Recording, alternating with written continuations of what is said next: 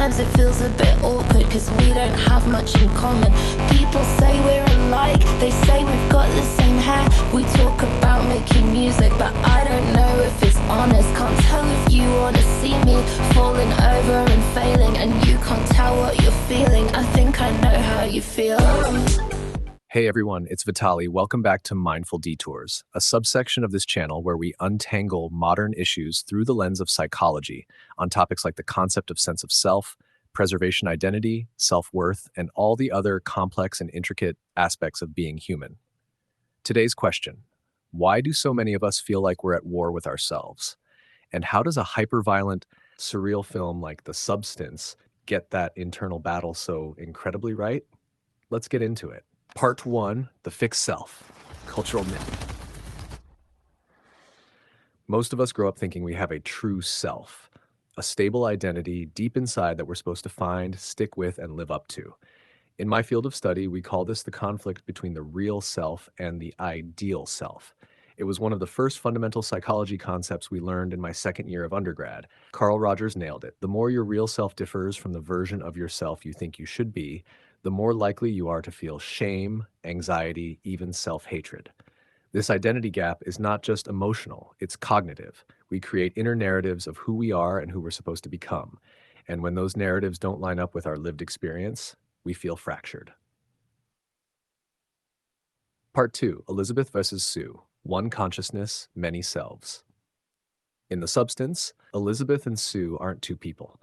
They're two manifestations of one consciousness, two versions of self in conflict. Sue is everything Elizabeth once was or wanted to be: young, admired, full of possibility. Elizabeth, meanwhile, is burdened by memory, regret, and the creeping fear of becoming invisible. This is the inner dialogue many of us know well: the you who wants to enjoy the moment versus the you who pays the consequences. The you who believes you're special versus the you who wonders if you ever really were. What Fargiat visualizes is what psychology describes as self-discrepancy theory, the pain of living with multiple selves that don't align. Part 3, Narrative Identity and Self-Destruction. Elizabeth's downfall isn't caused just by aging or external rejection. It's her commitment to a static self-concept. She can't let go of the story that says, "I am only valuable when I am beautiful." And because that story is no longer supported by reality, she turns on herself. She literally injects youth back into her veins. This is narrative identity at its most tragic, when the story you've always believed about yourself no longer fits, and instead of changing the story, you try to force reality to match it. Part 4, We Are Not One Self, Internal Multiplicity. Modern psychology increasingly sees the self as multiplicitous. Internal family systems, IFS. Therapy even treats us as collections of parts, each with distinct motives and voices. In The Substance, those parts are literal bodies, Elizabeth and Sue, but they are also symbolic of a deeper truth. We are never one person. We are evolving constellations of our past, present, and future. Elizabeth's refusal to accept this, her need to be one thing only, is what drives her self-destruction. She sees change as loss rather than evolution. Part 5, The Will to Matter. Here's the kicker.